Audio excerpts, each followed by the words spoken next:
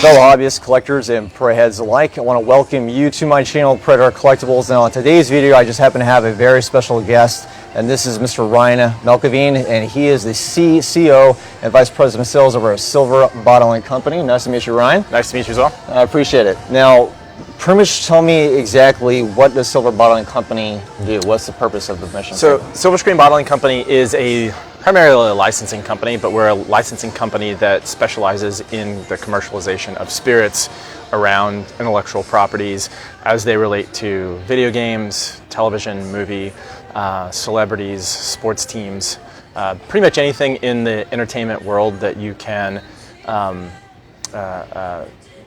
acquire intellectual property for and create a licensed spirit around that. So we do things like Star Trek, Predator, Alien, Die Hard, Terry Bradshaw. We're the official vodka of the Carolina Panthers football team. I saw that. That was very good. Yeah, so we've done projects with Bethesda for Fallout. We did Nuka Dark Rum. So we've done collaborations with breweries like Wicked Weed for The Walking Dead. Oh, nice. So we did a beer for The Walking Dead. So pretty much anything that you can think of that you can create in universe or that could be in the universe of that entertainment field, we create spirits products for that. Now, how does one conceptualize a spirit around a theme-based television show like James C. Kirk or, like, for example, The Predator? Because I gotta understand in relation to the taste, the bottling design, the labels, how does that play into it? So it's a multifaceted approach, and every property is different. So you don't approach Predator the same way you would approach Star Trek necessarily, or Fear the Walking Dead. Some of the products actually live in the universe, like actually appear in the television show or the video game. So in the instance of Nuka Dark Rum, it actually appears in the video game. In the instance of Augie's Ale for Fear the Walking Dead, it actually appears in the show. So in those cases, the design is already baked into the cake. So you take what's in the show, and you create something that looks like that and feels like that and is supposed to taste like that. In the case of Star Trek, we took something like the James T. Kirk Bourbon or the 10 Forward Vodka, and we created something that we thought could live in the universe. Bourbon was not necessarily in Star Trek. Vodka was not necessarily in any of the Star Trek movies. The Romulan Ale was, though. Yeah, and there's several things that we're doing that have been actually in the series, like Romulan Ale, like Saurian Brandy. Those things, we will create those things that were actually in the show. And as luck would have it, some of the things that we've already created, like the James T. Kirk Bourbon and Montgomery Scott Scotch and 10 Forward Vodka, will appear in next iterations of the programs, hopefully. Like, so now that they exist, maybe they could be placed in universe and become part of the canon. Not necessarily, but that's the hope. Right, that is the hope, because that actually drives much more of a marketing focus to not just the show, but also your company, right? Right. And so we created something that, paid tribute to Captain Kirk, that he probably never would have drank in the series, but that could live on the 10 Forward bar in the next generation as an homage to James T. Kirk. What I really love about the James T. Kirk, the way the bottle is designed, I also know that you have now a John Wick type of liquor based on that too. How did that come about with the new John Wick 3 movie? So we released that in tandem with the new movie that came out 6 weeks ago now. Okay. And so the Continental is the name of the hotel that's in the movie, and so that's the place of refuge. Everybody has sanctuary within the Continental Hotel, and so it's the Continental Bourbon. So it's created in conjunction with the studio, of course, as something that could feasibly be the house bourbon of the Continental Hotel. Yeah, and I again would love these bottles and design, because with the Continental, and I love when you mentioned the Continental Hotel, the bottle itself and design has an elegance to it, which I really do like. Thank you. That also goes with the James C. Kirk Bourbon. It's subtle, but it still has that elegant design to where you probably may want to drink from it, but you're tempted on not touching it. So we want to, anytime we do something, we don't want to be kitschy. We don't want to just be collectible. Right.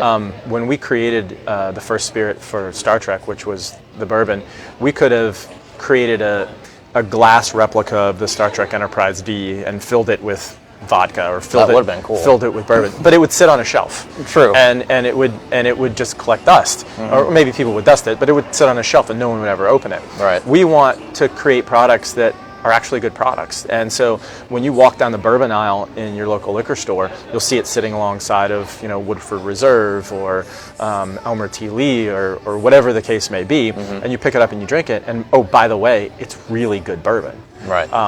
And so we want to create quality products that I think that in the collectible world, when you're trying to take advantage of that fandom, it's important that you don't take advantage of the customer. It's important that you don't take them for granted and you give them a quality product. So we want to create things that are not just spirits, they're spirits that people would want to drink. And I absolutely agree. In regards to the spirits, I definitely want to try that, which I'm definitely going to do a taste test video hopefully very soon, because I definitely want to try the different recipes that you have. Yep. And it's not just the jungle, but you also mentioned before that there was recipes on other stuff that you have on the website as well. Yeah, that's right. So if you want to just talk about this bourbon in particular just for a second, we wanted to create something that we thought Dutch would drink. It's not super high end, which I don't think he would drink. No. It's middle of the road, like in terms of price point, but for what you get, the quality of the bourbon is better than what you would normally get for that price point. The other thing is too, the price point is this is going for the 35 price point. Yep. Okay, so I mean that's a good amount of volume of liquor in regards to $35. And I did know that Blaine and Mac did drink out of a flask. I've always wondered what were they drinking. So that could very well be it. Yeah, and so we leave that up to the imagination of the fan, and we want to create something, again, and I know I've said the term many times, but again, like something that could, if you use your imagination, it could have feasibly lived in that universe. That could have been what was in their flask. Right. And this is a bourbon drinker's bourbon right here, just because it's not hoity-toity. It's got a little burn to it. Oh, nice. It's not something that's like really for the faint of heart. It's something that you might drink from a flask in a jungle. Well, thank goodness that my age, drink responsibly, is between the ages of 24 and 34, so they're at least within drinking age. But in regards to the awards you've also received thus far, because your company's only been open for a little over a year, about a year and 3 months? We've actually been in formation for longer than that, but we just started releasing products last year. Okay. Now, in case you did not know, the collaboration is with Chronicles Collectibles, with partnership with, of course, Silver Screen Bottling Company. So they've already won your nomination for the licensing food for 2019. They've also won the 50 best tasting whiskeys, or is it bourbon? 50 best bourbons. 50 best bourbons, 2 golds, I believe. And a double gold at the Wine and Spirits Wholesalers Association. One of only 2 double golds that were awarded out of probably 250 entrants of bourbon. We won double gold for our James T. Kirk. Congratulations. 12-year-old. Yeah, thank you. Now, in regards to the awards, are they submitted by your company or are they nominated by word of mouth? So you always, if you want to be considered, you make a submission for those different awards. In the case of James T. Kirk Bourbon, that had nothing to do with design or marketing or concept. It was just the product in the bottle. And so that was a blind tasting among a panel of 10 experts. Okay. And they're the ones that determine, in a blind tasting against 250 other bourbons, like it was one of the 2 best. I didn't even know that in itself. Yeah.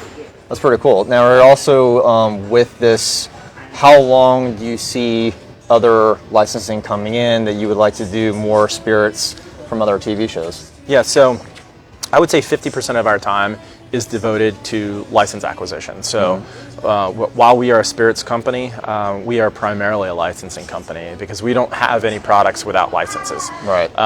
And so we devote about half of our time to license acquisition and about half of our time to commercialization of the licenses that we already have.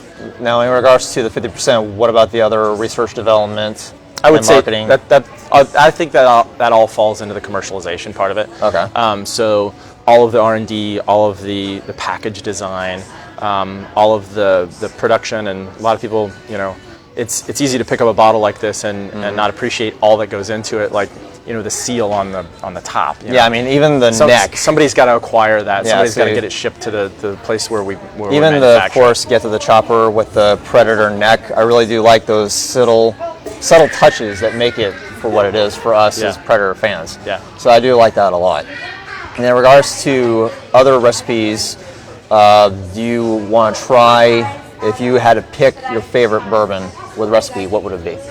Favorite recipe, like cocktail or whatever? Yeah. Or I love an old fashioned. I mean, my preference is to just drink bourbon straight with a little bit of ice. Now, is it old fashioned and Manhattan, or just the regular old fashioned? Just regular old fashioned.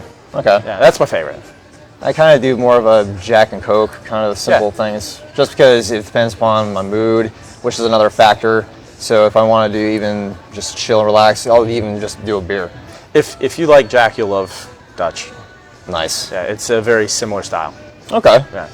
It's not a Tennessee whiskey, it's a bourbon, but stylistically you'll notice a lot of similarities. About the same age, similar mash bill, etc. Now, in regards to the production costs involved, and are you seeing by any chance any problematic in the future in relation to any spirits that you've done so far that can cause fans to say, well, I may not like this, it looks great, but it doesn't taste the same? So we spend a lot of time on that now, and that's part of my job is I'm responsible for the flavor profiles that are in the bottle. And so we take great pains to make sure that we're doing quality stuff. And I just kind of have a rule. If I wouldn't drink it, I wouldn't make it. That's actually a good rule of thumb. Yeah. Just like with me in regards to the collectibles that I know you guys at home, definitely, if I don't like it, more likely I won't encourage it on my channel. Yeah, no, that's so for regards to sculpt, paint, hopefully in regards to this flavor, if I love Jack, so I should love this. And I do love, again, the design. So the fact that there's a unique flavor, and that's actually why I got a hold of you, is because I don't see a lot of companies doing this. Yeah. And so it being a very infant stage of a company like this, I do want to see it progress. I want to see more licensing. So hopefully that will come to fruition, because so if you go something unique is what I like a lot. If you go to our website, silverscreenbottlingcompany.com or silverscreenbottling.com, you'll see all of the products that we have created to date. And every time we launch a new product, the product will be on the website. So to date, we have under our belt probably 300 licensed pieces of intellectual property. Okay. So we have quite a bevy of opportunities for us to do more things. And if you saw our launch schedule, we have plans to do 20 to 30 products a year in the next coming years. Oh, that's nice. Yeah. So I didn't know that.